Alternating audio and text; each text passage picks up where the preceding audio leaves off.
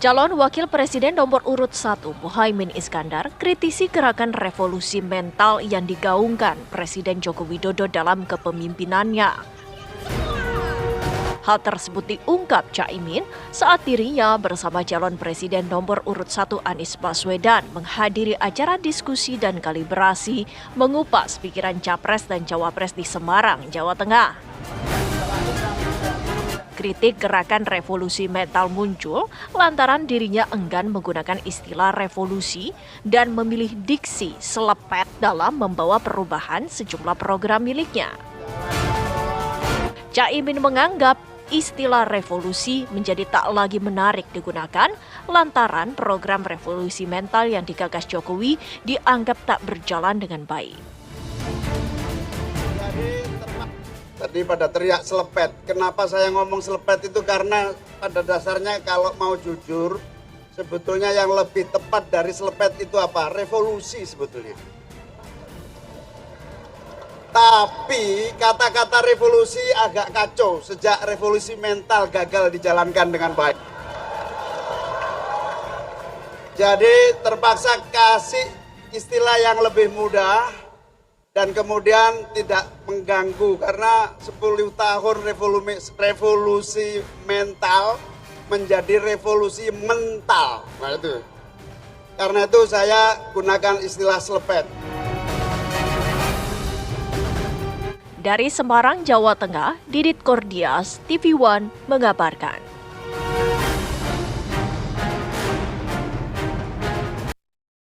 Kenapa? Yo, itulah. Dalam kampanye kemarin yang diskusi dengan mahasiswa di Semarang, Jawa Tengah, itu tadi ya acara diskusi dan kalibrasi ini, Caimin menyampaikan revolusi mental ini mental. Mental katanya. Mental, karena tanpa basa-basi omongan itu ya.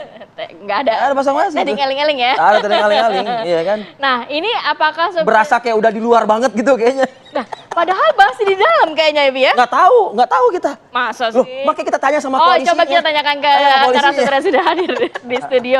Ya, sudah pagi hari ini bersama kami sudah ada Mas Najmi Rabani, juru bicara muda Timnas Amin. Selamat pagi. Selamat pagi. Mas Assalamualaikum warahmatullahi wabarakatuh. Muda nih. Muda nih. Sebelah saya juga lebih muda. Oh, banget ya. Ini fresh, masih muda nih ya.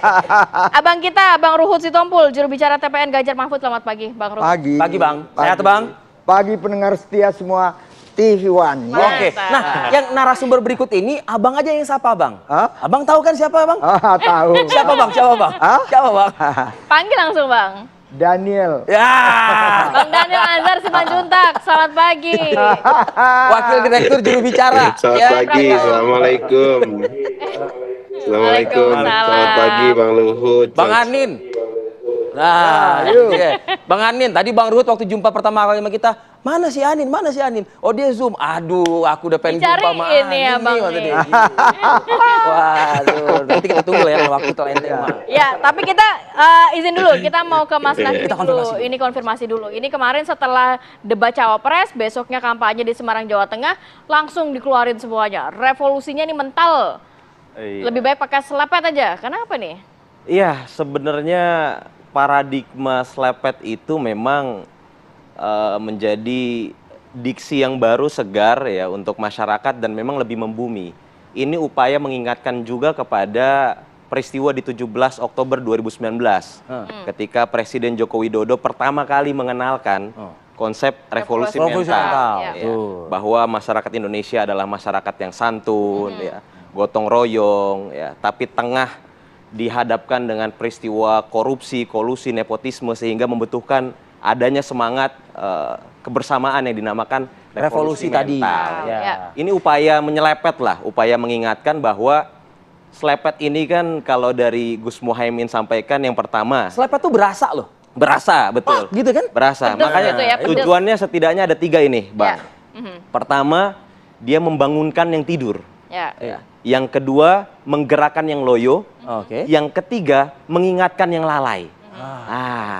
Filosofinya seperti itu. Kalau kita tarik ke dalam pembuatan kebijakan, tentu tidak lain ini adalah upaya percepatan. Percepatan. Ya, dan bagian meluruskan jika ada hal-hal yang salah. Saya nggak selepetnya konfirmasi dari dulu nih tapi. kemarin-kemarin gitu ya? Saya konfirmasi dulu, apakah 9 tahun ini jelang 10 tahun ini artinya pada tidur, pada loyo, atau seperti apa? Iya, indikasinya kan ada beragam ya. Misalkan kita sama-sama tahu ya bahwa ada peristiwa MK-MK Oke. yang justru kental sekali dengan unsur kolusi dan nepotisme. Oke. Ya.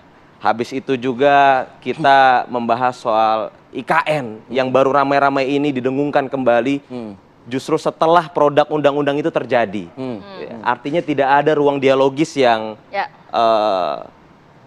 hadir ketika dalam proses kebijakan itu disusun. Ya.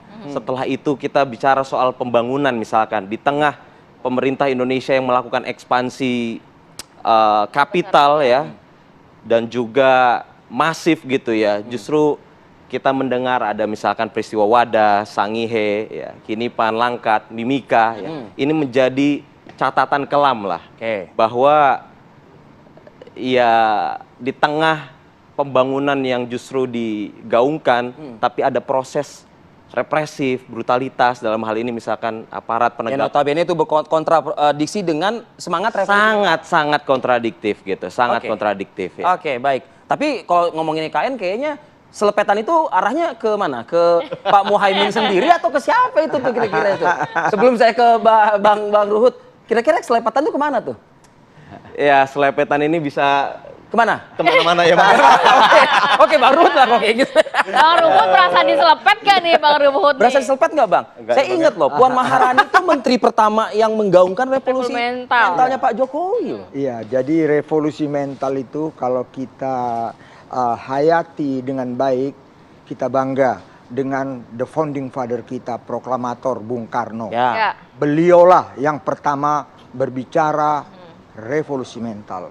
Dikaitkan dengan pembukaan Undang-Undang Dasar 45. Ya. Salah satu program Pak Ganjar Mahfud itu mencerdaskan kehidupan bangsa.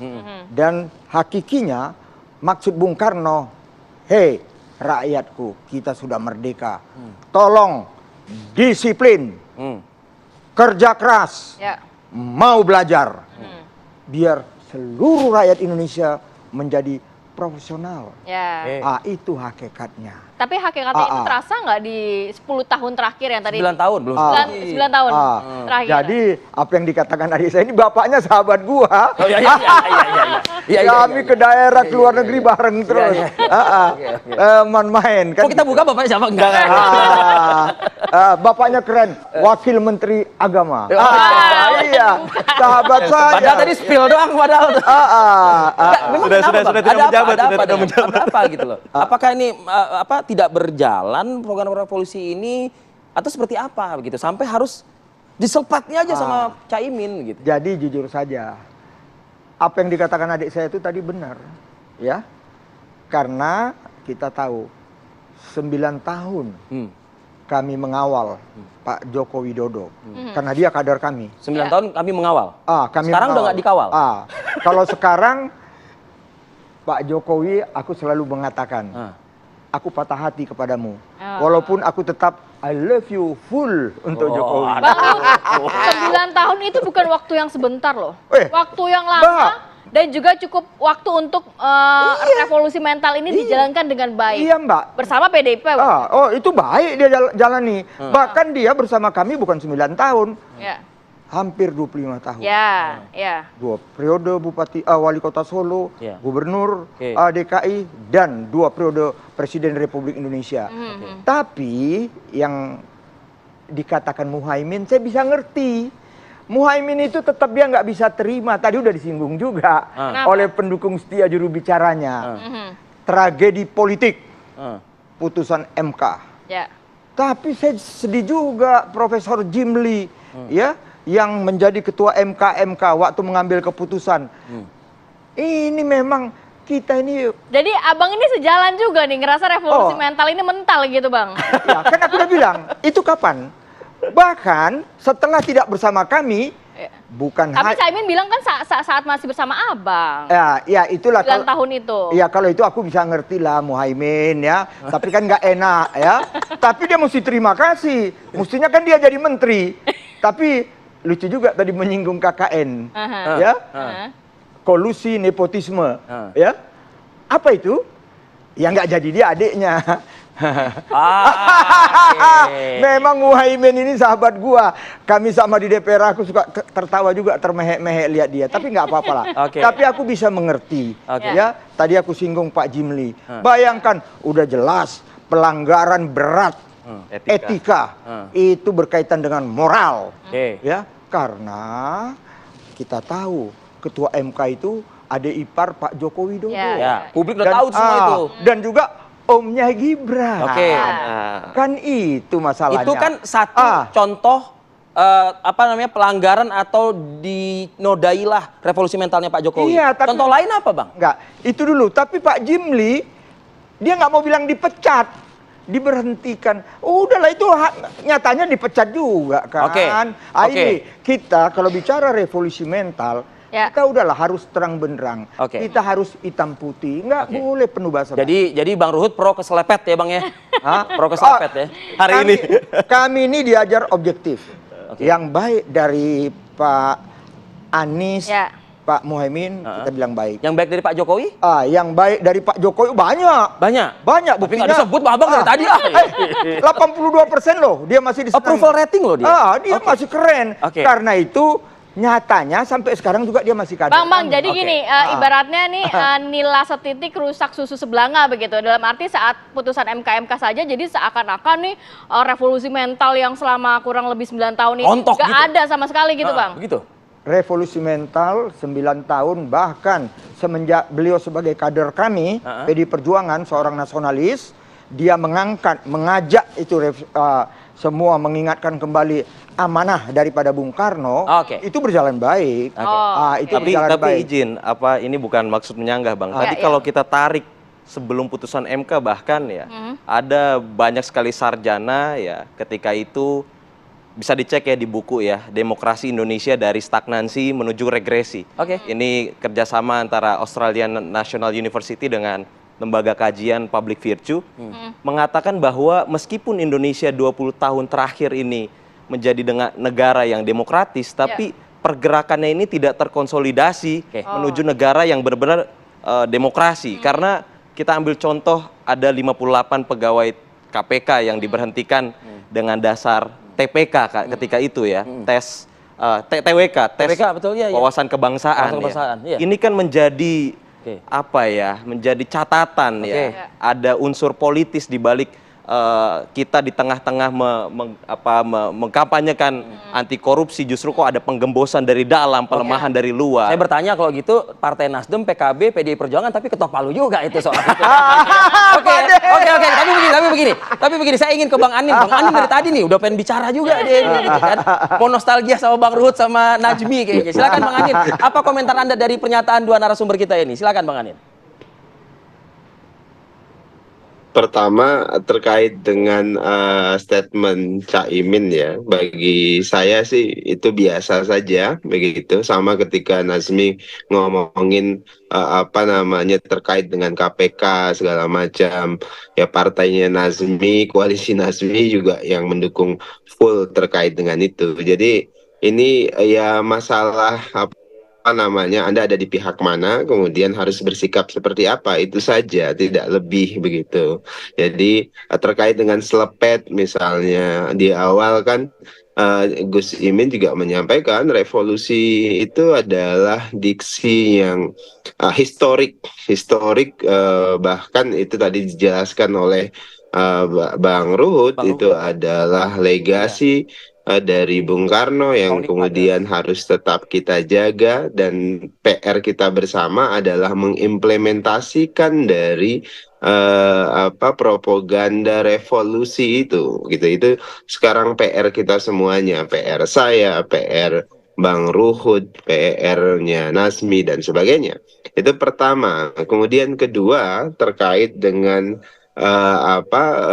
revolusi mental. Kalau di Pak Prabowo dan Mas Gibran pada saat ini, kami memang sedang menggunakan semangat yang kami sebut sebagai transformasi Indonesia maju.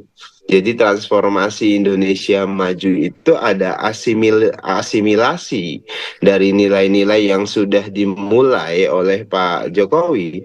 Jadi asimilasi dari upaya pondasi ekonomi yang sudah dibangun oleh Pak Jokowi, pondasi revolusi mental yang sudah dimulai oleh Pak Jokowi disempurnakan. Kemudian maka kita akan menemukan format Indonesia maju yang kita cita-citakan, Indonesia yang Indonesia yang dimana keberagaman dirawat dengan baik, di mana nilai-nilai Pancasila itu tidak sekedar menjadi retorika, tapi kemudian nilai-nilai Pancasila itu hadir di semua kebijakan dan kehidupan masyarakat Indonesia. Nah, itulah semangat transformasi yang sedang dibawa oleh Pak Prabowo dan Mas Gibran. Nah, semangat transformasi itu butuh pondasi, dan pondasinya itu sudah dimulai oleh Pak Jokowi, sudah dimulai oleh Pak SBY, sudah dimulai oleh presiden-presiden sebelumnya. Jadi, Mas, kami punya komitmen. Kami sering menggunakan istilah begini, kita ingin merobohkan kutukan Empu Gandring. Jadi kutukan Empu Gandring itu di zaman Singosari itu seperti mengutuk, dari generasi ke generasi itu saling kutuk. Kami mau menghentikan rejim yang saling mengutuk. Kami nggak mau misalnya rejim yang nanti terpilih mengutuk rejim sebelumnya. Rejim sebelumnya mengutuk rejim sebelumnya. Hari ini kita sedang seperti apa? Seperti merawat dendam. Misalnya Nazmi dan teman-teman di koalisi samping itu sedang mengutuk rejim-rejim sebelumnya. Itu yang mau dihentikan Pak Prabowo dan Mas Gibran. Dalam analogi saya tadi menyebutkan ini kami punya cita-cita ingin menghentikan kutukan Empu Gandring itu, yaitu rejim yang saling mengutuk. Kalau kemudian kita saling mengutuk, yang kemudian muncul adalah kita jadi saling terkutuk, begitu loh. Jadi berhentilah saling mengutuk. Mari memulai transformasi bersama Pak Prabowo dan Mas Gibran. Kira-kira begitu, dan kemudian kita saling menjaga satu dengan lainnya demi Indonesia yang lebih maju.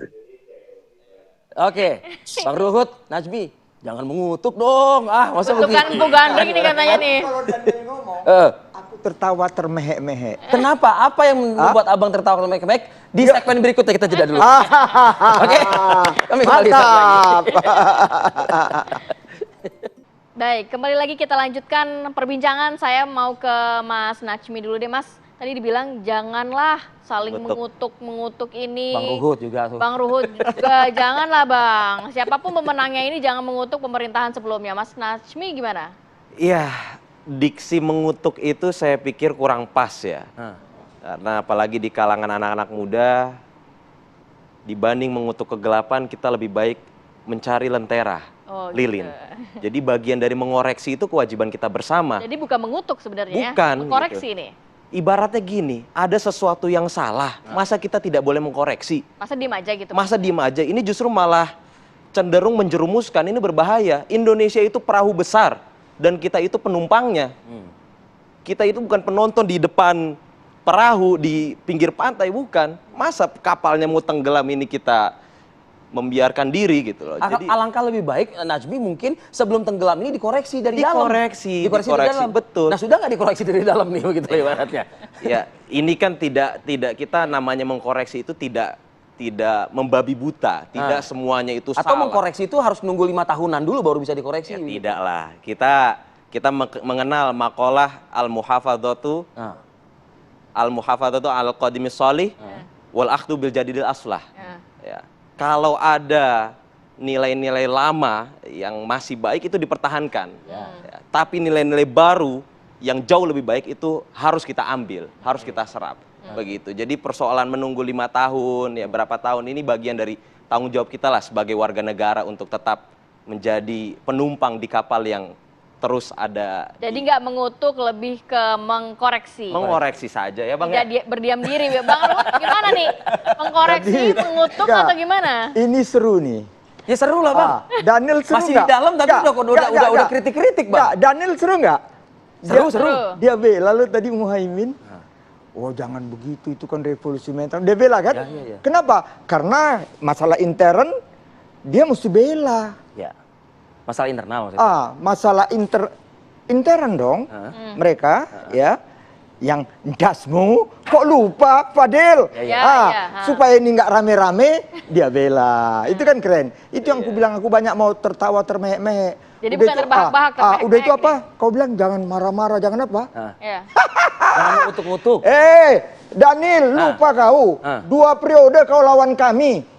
Calon presidennya Prabowo kalah. Lupa. Sekarang Jokowi banget nih. 9 tahun aku bilang, tambah lagi berapa belas tahun, akhirnya 23 tahun kami bersama Jokowi dan kami tidak pernah mojokkan Pak Jokowi. Tapi kami ingatkan, betul adik saya bilang. Karena udah mulai lupa nih. Tapi sebelum aku lanjutkan, KPU, Daniel, aku minta tolong nih. Kayaknya Mas Bowo, kalau udah di KPU suka aneh-aneh. Kemarin, Bahlil ditarik jaketnya. Sekarang debat nanti udah pakai meja. Iya. Meja, tolong mejanya diganti kayu jati. Nanti dibanting-banting. Kalau meja yang kemarin, kebayang itu, jebol.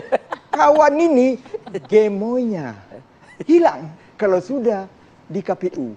Daniel tolong ingatin. Sekarang ini kayak kalian banget yang Jokowi. Lupa kalian. Aseng, asong. Macam-macam kalian bilang. Sekarang betul, saya bela nih adik saya ini. Saya bela dia. Oke deh. Jangan kalian menina-bobokkan Pak Jokowi. Oke. Kami tetap bangga sama Pak Jokowi. Kader kami kok. Dia besar karena kami kok. Dia hebat karena kami kok. Jadi bukan mengutuk-ngutuk Dan kami ya, Pak? mendukung. Jadi nggak mengutuk. Kalau kalian ibarat meludah, kalian jilat lagi ludah kalian. Oke, Bang Daniel. Ngeri nggak Daniel? Bang Daniel. Silakan Bang Daniel. Itu yang bikin aku ketawa termehek-mehek. Silakan Bang. Sayang sekali Bang Daniel nggak ada di sini. Ya sayang ya. Saya nggak ada di sini. Bang Daniel. begini. Ah. Iya, pertama saya tidak mau menanggapi pernyataan yang cenderung badutisme gitu. Saya sebut badut itu, gitu loh, istilah begitu. Kemudian kedua, yang harus dipahami adalah berbeda orang yang dibutuhkan dengan yang tidak dibutuhkan. Orang yang bisa berkontribusi dimanapun dengan orang yang tidak bisa berkontribusi dimanapun. Pak Prabowo itu tipologi orang yang dibutuhkan dimanapun. Ketika beliau di luar pemerintahan, beliau melakukan fungsinya dengan maksimal dan tidak pernah keluar dari fungsi beliau sebagai pengkritik pemerintah atau penyeimbang pemerintah pada saat itu. Ketika Pak Prabowo dibutuhkan di dalam pemerintahan, beliau masuk pemerintahan dan berfungsi maksimal sebagai orang yang membantu pemerintahan. Sebagai prajurit, beliau taat dan ikut perintah dari komandannya, dan itu adalah fatsun politik yang diusung oleh Pak Prabowo. Pak Prabowo ketika berkoalisi tidak pernah berusaha membolongi kapal di mana koalisi itu berada. Jadi Pak Prabowo kalau mau bicara kapal nih Nazmi, maka kapal itu dijagain, jangan kemudian dibolongi dari dalam. Kalau tidak ingin di satu kapal itu, maka keluar dari kapal itu yang paling ideal. Jadi ya, kalau misalnya Pak Ruhut kemudian Nazmi bicara terkait kapal yang baik yang ingin dikoreksi, bahkan tadi disebut mau tenggelam, idealnya ditinggali, bikin kapal baru, jangan kemudian kapal itu dibolongi dan sebagainya. Ketiga, saya tidak punya waktu untuk melayani statement hoax tadi yang ditampilkan oleh Bang Ruhut. Itu kan statement buzzer di di sosial Di media. medsos. Sekali lagi saya tidak punya Ya. waktu untuk melayani kelakuan badut-badut politik seperti itu. Terima kasih. Oke, baik. Beliau ini bukan buzzer, beliau ini juru bicara loh, juru bicara bicara. TPN Ganjar Mahfud, Bang Anin. Kok dibilang buzzer sih, Bang? Tapi kelakuannya itu kelakuan buzzer, kelakuan tebar hoax gitu Jadi, loh. Fadil, dia ini kayaknya kalau bawa mobil nggak mau lihat kaca spion. Kenapa, Bang? Oh, bisa nabrak loh itu. Wah, Kenapa nggak boleh ke sekali-sekali belakang mesti lihat. maksudnya? Muji Prabowo-nya jangan setinggi langit. Dipecat dari TNI. Kurang apa? Lah, Abang Ruhut kan Karena juga muji melanggar HAM. Jokowi luar biasa, Bang, 2014, Bang. Saya masih ingat itu. Bukan Prabowo. Enggak, ya iya, maksudnya jangan terlalu berlebih gitu. Abang dulu waktu Janganlah zaman- berlebih ya. Jangan berlebih. Belum lagi langgar kami. Jadi belajar lihat kaca spion, rekam jejaknya. Oke. Ya. Oke, Bang Lihat Anin. dong, jangan gitu ya. Ada tanggapan, Bang Anin? Nggak perlu ditanggapin, itu kan pernyataan Iyalah, mana bisa Bang ditanggapin? Ruhut. Ini kan Tidak dulu, statementnya dipecat budget kok. politik. Jadi yang jelas Ya, dia publik juga dipecat kok. sudah tahu. Dia dipecat, Misalnya gimana mau terkait dengan ditanggapin? dengan Oke, oke. dipecat. Iya. Jangan Nggak bisa Luhut, Daniel Bang bela. Luhut, Bu Megawati itu iya. dulu calon wakil presidennya Pak Prabowo. Ketika Bang Luhut oke. mempermasalahkan itu, Bang Luhut sedang mempermasalahkan Ibu Megawati. Itu yang tadi saya maksud Oke. juga Anda lihat spion. Ya stoplah statement-statement ala badut politik yang seperti dilakukan Oke. Bang Luhut ini. Ini kan statement badut politik. Bang Ruhut, kita jeda Publik dulu, Bang, ya. ngetawain Bang Tahan dulu. Luhut. Ngeles, gitu ngeles. loh. Memang kalau udah orang ngeles gitu. Udah, oke, Selamat oke. ngeles. Makanya Selamat dibanding ngeles. kapalnya gembos, ya kami mengajak semua masuk ke Iya. dalam kapal perubahan. Ya. Ya, Itu. ya. Jadi Udah Pak jelas Jokowi ini lagi Ya. dininabobokan. Oke. Oke, kita lanjut diskusi kita. Abang tahan dulu ya, kita akan lanjut lagi di segmen berikutnya ya. Iya, Tetap iya. bersama kami. Oke.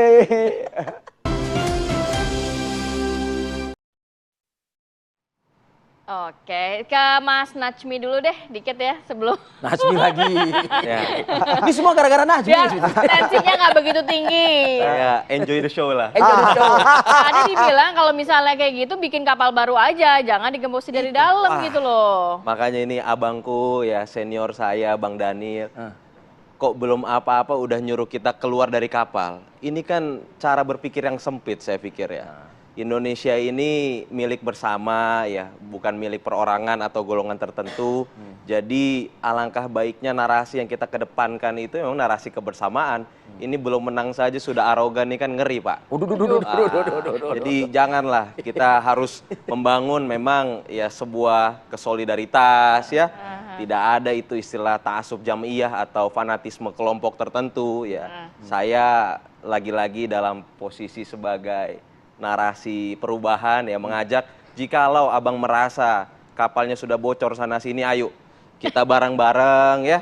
Sama kapal baru maksudnya. Kapal baru gitu. Kita bangun, kita perbaiki, kita koreksi kapal Ya yang diajak dulu aja yang sebelah daripada kayaknya yang kalau jauh ini sudah di Zoom. dekat ini. Enggak, apa diksi Nazmi ini apa Gimana, Bang gitu Anin? loh. Enggak, saya koreksi diksi Nazmi ini lucu begitu. Dia nyebut kok belum apa-apa suruh keluar, tapi dia bilang ayo bikin kapal baru. Jadi paradoks begitu loh. Jadi logikanya itu dibangun dengan keliru gitu loh. Di satu sisi Ya, tadi nyebut kan ayo abang bikin kan bilang, kapal baru, di sisi lain ingin menyebutkan jangan diusir dong, jangan diapa, kan jadi serba lucu. Inilah yang disebut dengan Ya. politik kebingungan. Ini teman-teman ini sedang bingung. Di satu sisi dari dalam, misalnya ada Nasdem, ada PKB yang secara sebenarnya adalah bagian dari pemerintahan itu sendiri. Berbeda misalnya dengan Pak Prabowo. Pak Prabowo kalau kemudian ada di satu komunitas, maka beliau akan loyal di komunitas itu. Itu yang selalu dijaga oleh Pak Prabowo. Itu fatsun politik. Jadi tidak seperti Ken Arok begitu, menikam dari belakang. Nah teman-teman ini itu manis di lidah, tapi kemudian menikam dari belakang. Yang sedang dilakukan Tangkap oleh poinnya, Bang. teman-teman seolah-olah Baik, Bang Anin. perubahan Ya. ini. Itu kan seolah-olah perubahan. Karena apa? Karena mereka sebagian besar adalah bagian dari pemerintahan itu sendiri. Dan di sisi lain mereka juga adalah Tadi kan bagian abang dari kan yang yang menyampaikan mendesain Bang Anin. pemerintahan itu sendiri itu. Jadi stoplah jadi Baik. Ken Arok. Jadi seolah-olah Baik, perubahan itu tak Oke. elok. Oke. Kalau ingin jadi Bang perubahan, Daniel. perubahanlah secara total. Dalam Islam untuk kafah gitu loh kira-kira. Jangan seolah-olah perubahan, Oke, Bang seolah-olah Anin. perubahan, Bang, tapi Bang jadi Anin. Ken Arok. Bang Anin, Menurut gantian saya dong, Bang, ini gantian. koalisi Ya. Ken Arok menurut saya. Baik. Gantian. Jadi baik. ini Tahan koalisi dulu, Ken Mas Arok. Nazmi. gitu. Oke, Bang. Oke. Tadi kan Abang yang mengatakan sendiri ya, ini kapalnya digembosi dari dalam. Silakan keluar cari kapal yang baru. Ini kan upaya mengusir ya. Padahal kapal ini kan kapal bersama. Saya mengajak kapal perubahan itu bukan berarti kita membuka atau mengambil kapal yang murni baru ya. Kapal yang ini kita perbaiki dari dalam. Justru kalau bicara soal kontradiktif gitu ya. Pak Prabowo sendiri Diksinya tadi itu kan bukan mengatakan di begitu. dalam debat pertama. Diksinya itu bukan begitu. Tahan dulu Bang Anin. Tahan dulu Bang Anin. Tahan dulu Bang Anin. Tahan dulu sebentar. Ya, Mas. di dalam debat Bukan, diksinya Capres nggak itu. begitu, nggak boleh paradoks begitu. Bang Ruhut. Jadi yang jelas harus terang begitu loh. Nggak, Jadi gaya harus Gibran. terang. Ini enggak, saya ingin menyebutkan perubahan yang sedang Ya, Anda ini buktinya tampilkan lah. itu Oke. Ini buktinya lah, mau adalah bicara, perubahan nggak mau mendengarkan pura-pura. Ini Baik, Ken Arok Bang gitu loh. Daniel, tahan Izin, dulu. Abang. Ya, tahan dulu. Kita kasih kesempatan Mas Nazmi. Iya, Bang. Di debat Capres yang pertama itu kan Pak Prabowo tegas itu ya. Ah. Bahwa saya tidak mengejar jabatan. Sorry ye, Ah, sorry ya, ye. ya, ya, ya. Ini kan murni bagian kalimat yang kontradiktif juga dengan fakta ya. karena- Pak Prabowo sudah kita berapa kali melihat beliau di surat suara. Ya, bahkan di forum Cak Nun ya, Maiyahan itu beliau bilang gua nggak jadi presiden tapi jadi menteri pertahanan. Oke lah. gitu. Oke. Ini kan bagian dari ya sudahlah. Dimanapun porsi anak bangsa ya, Pak Prabowo ya, nggak apa-apa ya, tetap diisi gitu loh. Jangan seakan-akan meninabobokan ya kalau bahasa Bang Ruhut ini nggak mengejar jabatan tapi kok justru ya apa yang dilakukan ini bagian dari upaya Oke. mengejar jabatan. Oke. Pak Prabowo di framing orang yang sangat ikhlas. Oke. Ya. Ikhlasnya ini seperti apa? Oke. Ngapunten, nggih. Oke. Ya. Bang Ruhut. Bang Ruhut nggak ngangguk, sama nggak jawabannya? Kalau sama sih saya mendingan ke Bang Anin langsung. Kalau sama jawabannya tuh Bang Anin. Iya, aku nggak kebayang nih nanti Daniel pulang. Heeh. Gimana Pak Prabowo? Belum Pak Jokowi loh. Heeh. Dia bilang kami apa tadi ngebocorin. Gemosin kapal Eh, di dalam. menteri kami masih di dalam semua. Lupa kau. Heeh. Nanti Pak Jokowi apa kau panas-panasi si Ruhut? Hmm. Sempat ditarik menterinya gawat aku. Kau lama-lama dilarang tampil di TV. Belum lagi kau puji-puji yang bukan Adi Makayasa. Dibilang Ruhut lah dia pelanggar HAM dan betul dipecat. Itu fakta kok. Oke. Jadi hati-hati Daniel, jangan terlalu muji. Oke. Mulutmu harimau. Oke Bang Anin. Terakhir dari Anda Bang Anin. Terakhir. Pertama yang jelas fokus Pak Prabowo itu adalah mendorong transformasi kemajuan bangsa. Itu adalah komitmen Pak Prabowo. Kemudian kedua, Pak Prabowo itu adalah kategorisasi politisi yang penuh dengan kontribusi. Tadi saya sebutkan, beliau ketika berada di luar pemerintahan, total di luar pemerintahan, tidak berperilaku hianat, tidak berperilaku Ken Arok, tidak berperilaku menusuk orang dari belakang. Ketika di dalam pemerintahan, Pak Prabowo total sebagai prajurit. Dalam konteks ini beliau sebagai bawahan Pak Jokowi. Maka beliau bekerja secara maksimal. Bukan hanya Pak Prabowo-nya saja. Seluruh kadernya, seluruh anggota partainya, seluruh anggota parlemennya. Itu diarahkan, diakomodir semuanya untuk bekerja untuk kepentingan pemerintah. Agar pemerintah bisa sukses dan maju. Dan tidak ada satupun dari kader yang kemudian berusaha menusuk dari belakang pimpinan negeri yang dimana kita bagian dari koalisi itu. Itu fatsun politik yang ditinggikan oleh Pak Prabowo sampai dengan detik ini. Oleh sebab itulah kenapa Pak Prabowo selalu dibutuhkan dimanapun. Terima kasih. Baik. Udah kayak debat loh kita loh. Kalau ada istilah kan selesai. Ya. Terima kasih. Ya. Cukup. Gitu. Waktunya habis. Waktunya habis. Habis. Oke, terima kasih Bang Daniel Terima Anzar kasih Simanjuntak. banyak, Bang Bang Ruhut Daniel. Sitompul terima kasih. Terima kasih. Najmi Robani terima kasih juga ya. Terima kasih, Abang. Sukses untuk Anda Terima kasih, Bang. semua. Sehat Ya. selalu. Daniel Assalamualaikum. mantap. Assalamualaikum warahmatullahi wabarakatuh.